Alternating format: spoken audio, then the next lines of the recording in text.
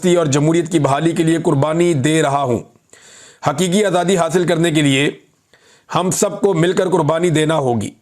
मैं इस डाकू डफर अलायंस के आगे कभी नहीं झुकूंगा और आसिम ला को कभी भी तस्लीम नहीं करूंगा। मुझे सारी ज़िंदगी भी जेल में रहना पड़े, मैं उसके लिए तैयार हूं। अच्छा, एक बात याद रखें, इमरान खान साहब फौज के बारे में कोई बात नहीं करते। वो फौज को बुरा नहीं कह रहे, बल्कि वो कई दफ़ा कहते हैं कि मुल्क भी मेरा, फौज भी मेरी। वो आसिम मुनीर के खिलाफ बात करते हैं और वो फौज को और आसिम मुनीर को अलग अलग रख के देखते हैं। जो मैंने समझा इमरान खान साहब के पिछले चंद ट्वीट्स में, मुझे ये समझ आया कि इमरान खान साहब अब आसिम मुनीर को और फौज को दो अलग अलग एंटिटीज देखते हैं।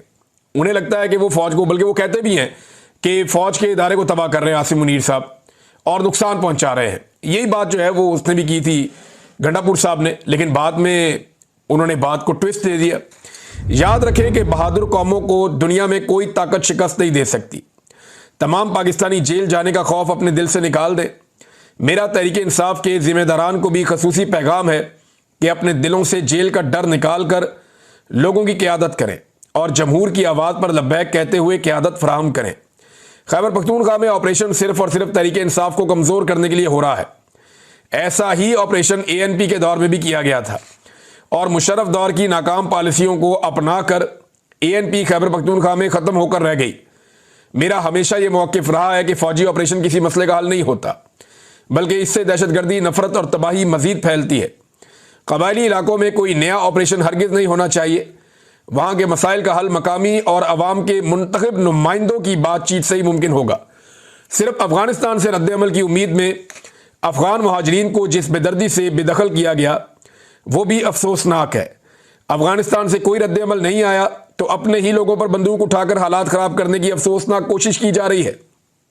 एक मरतबा फिर वाज़े कर रहा हूँ कि जिन मेंबरान असम्बली को ना हक ना अहल किया गया है, उनकी नशस्तों पर कोई इंतखाब नहीं लड़ेगा।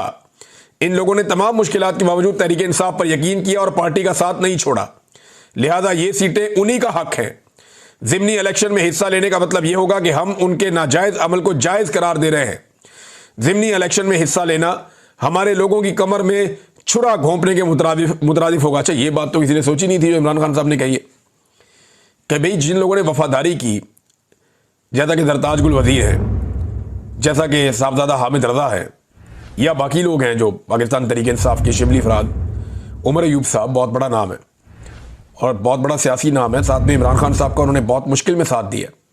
अगर इनकी जगह पे दूसरे उम्मीदवार खड़े किए जाएंगे तो ये तो इनकी पीठ में छुरा घोंपने के मुतरादिफ होगा कि जनाब आपने अपनी लड़ाई लड़ ली, आपको फारिग कर दिया गया तो हमने भी आपको फारिग कर दिया।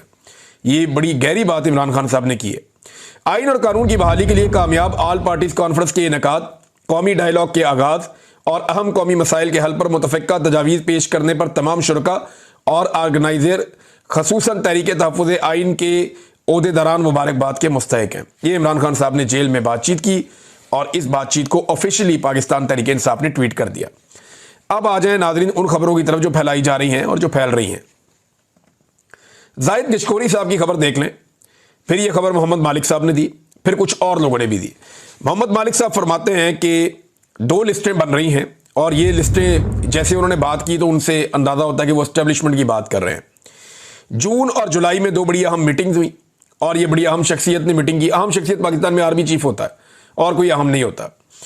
तो बहरहाल ये तो अब वो बता सकते हैं, लेकिन पाकिस्तानी मीडिया पे आप नाम नहीं ले सकते ना। तो उन्होंने कहा जी, उन्हें बताया गया कि 2000 अरब से ज़ायद पिछले 2-3 सालों में करप्शन हो गई है। ये 2-3 सालों में, जब से आर्मी चीफ हैं आसिम मुनीर साहब और जब से रिजीम चेंज ऑपरेशन किया था जनरल बाजवा ने, तब से लेकर अब तक 2000 अरब से ज़ायद की करप्शन होगी। उनको ये बताया गया। फंड में करप्शन और इदारों के लोग शामिल हैं, जो फंड तरक्याती दिए जाते हैं उसमें भी करप्शन हो रही है। इदारों के लोग भी बीच में शामिल हैं और इदारा इन्वॉल्व हो गया। इदारा इन्वॉल्व होने का मतलब ये होता है कि फौज इन्वॉल्व हो गई। इदारा एक ही, जब इदारा कभी कोई सहाफ़ी बोले ना कि इदारा ये सोचता है या इदारा ये कहता है, तो इदारे का मतलब होता है फौज। तो कह रहे हैं इदारा इन्वॉल्व हो गया और अब एक लिस्ट बन रही है जिसमें पहले 500 केसेस पकड़े जाएंगे।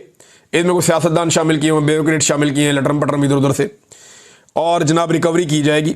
और ये टारगेट रखा गया कि 500 अरब भी पहले रिकवर हो जाए शुरू में, तो ये एक अच्छा स्टार्ट हो जाएगा। ये तो अब एक खबर दी ना।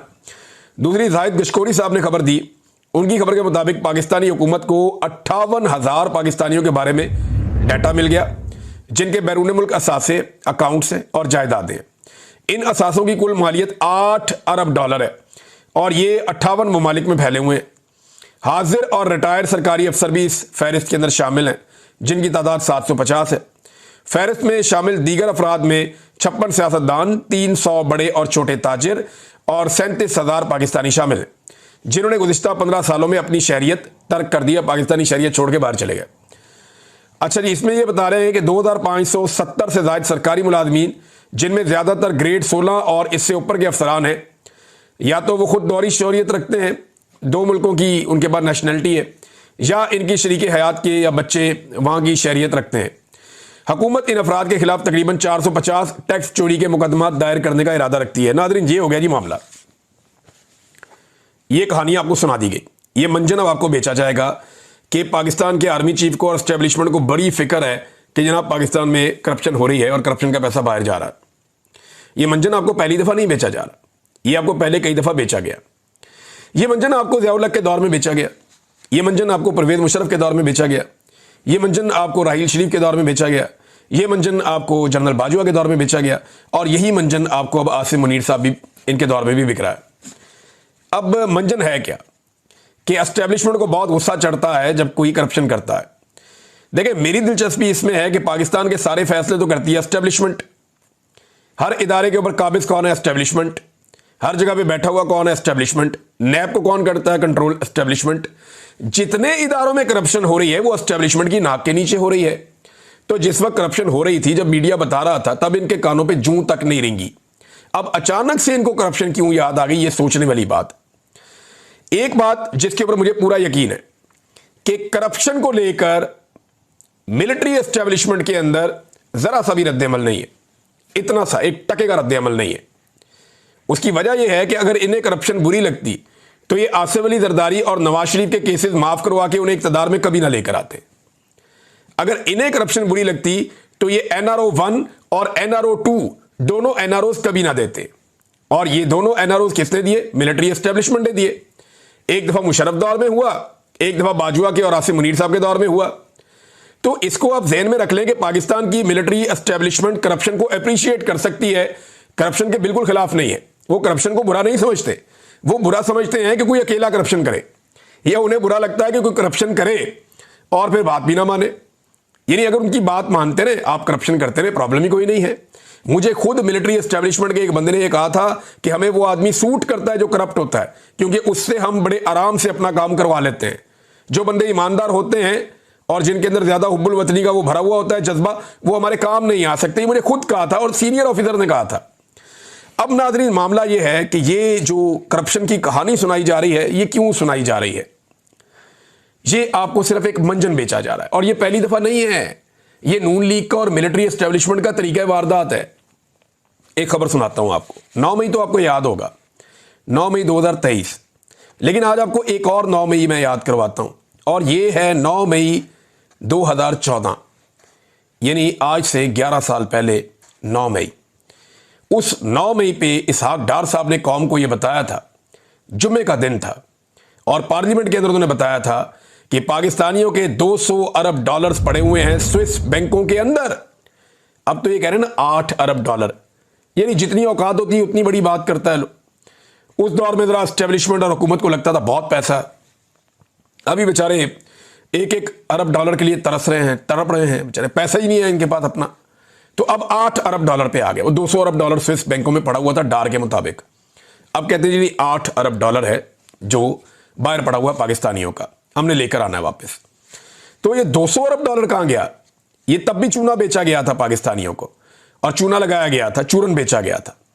स्विस बैंकों से 200 अरब डॉलर वापस लाएंगे। हुकूमत का कौमी असम्बली में ऐलान। 2014 में नवाज शरीफ की हुकूमत, इसहाक डार वजीर खारजा और राहील शरीफ था गालिबन उस वक्त, हाँ राहील शरीफ ही था उस वक्त, आर्मी चीफ था।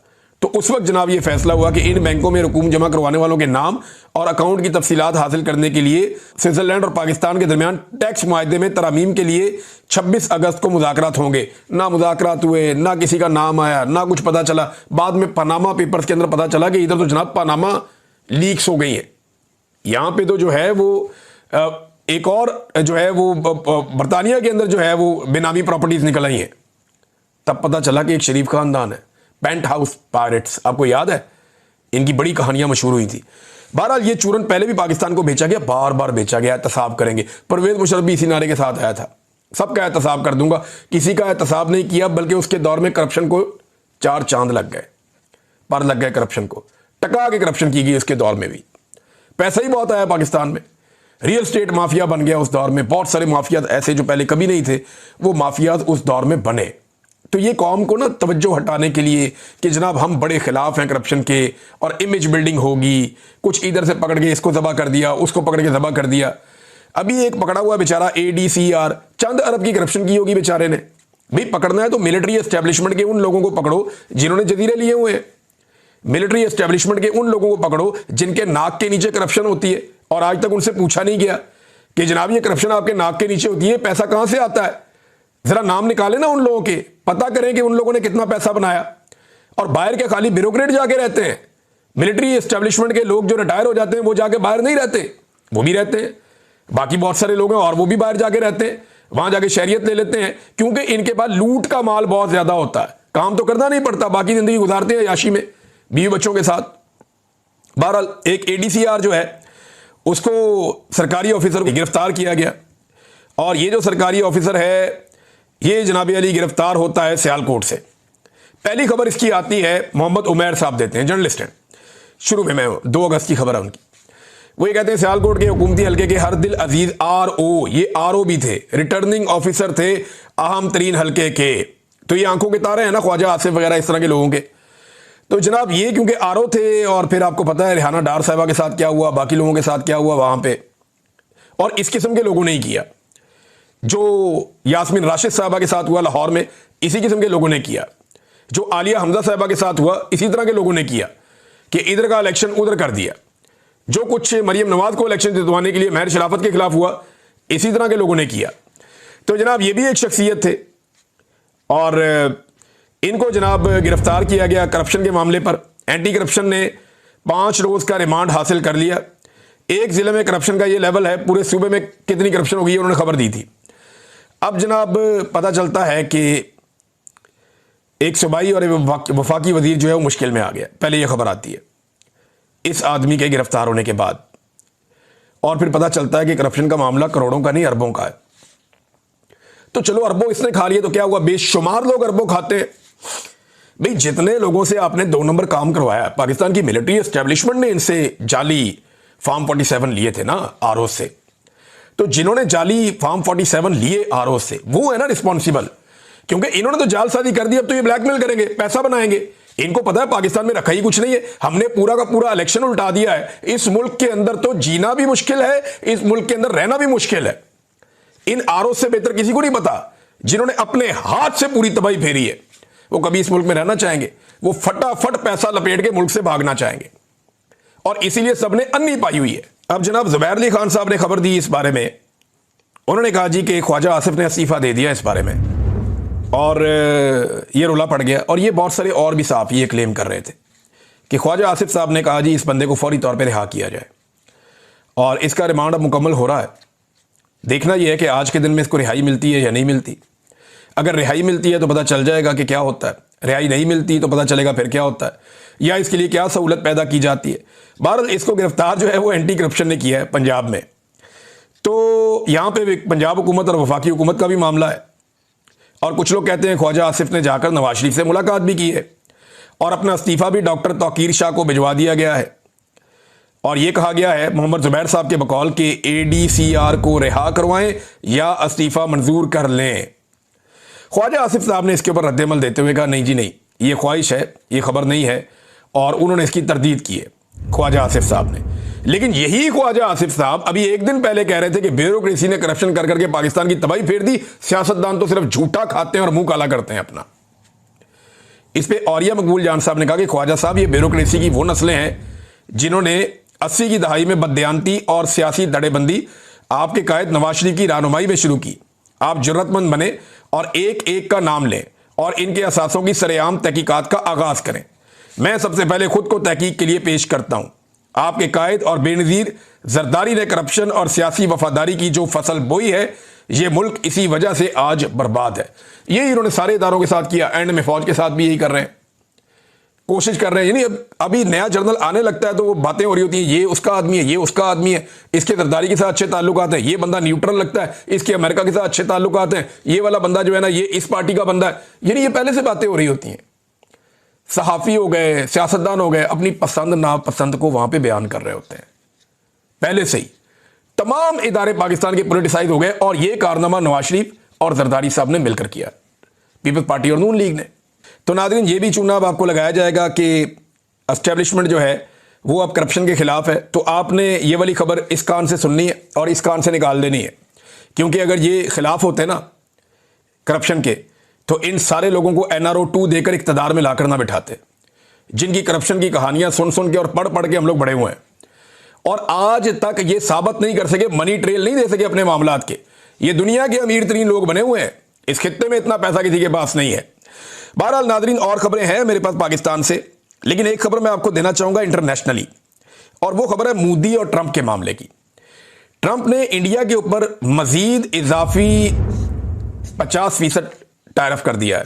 यानी पहले 25% टैरिफ लगाया था, अब 25% और लगा दिया है। अब ये इंडिया के ऊपर बहुत बड़ा बोझ है। इंडिया की अमेरिका के साथ बड़ी कामयाब तिजारत है और उसमें इंडिया बहुत पैसा बनाता है, लेकिन ये डोनाल्ड ट्रंप ने इंडिया को हथौड़ा मारा है। वो ये चाहता है कि रशिया के साथ इंडिया बिल्कुल कारोबार ना करे और उनसे तेल ना खरीदे, उनके साथ मामलात ना करे, और इंडिया रशिया के साथ कुछ दफाई मुआहदे भी कर रहा है।